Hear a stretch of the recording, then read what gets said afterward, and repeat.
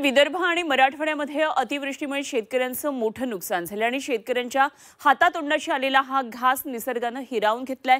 शेतकऱ्यांचे केवळ शेती पिकाचंच नाही तर पशुधनाचं सुद्धा मोठ्या प्रमाणावर नुकसान झालंय। त्यामुळे सरकारनं तातडीनं ओला दुष्काळ जाहीर करावा अशी मागणी माजी मंत्री यशोमती ठाकूर यांनी केली आणि शेतकऱ्यांच्या प्रश्नांवर तातडीनं निर्णय घ्यावा अन्यथा तीव्र आंदोलन करावं लागेल असा इशारा यशोमती ठाकूर यांनी दिलाय।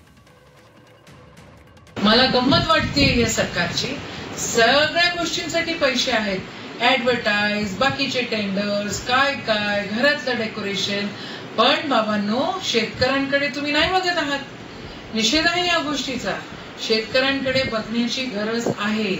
आज ओला दुष्काळाची मागणी त्या ठिकाणी आम्ही करतोय आणि ओला दुष्काळ या ठिकाणी डिक्लेअर झाला पाहिजे। त्या शेतकऱ्यांना सगळ्यांना काही ना काही अनुदान मिळालं पाहिजे आणि सफिशियंट असेल अनुदान असं मिळालं पाहिजे अशी आमची मागणी आहे।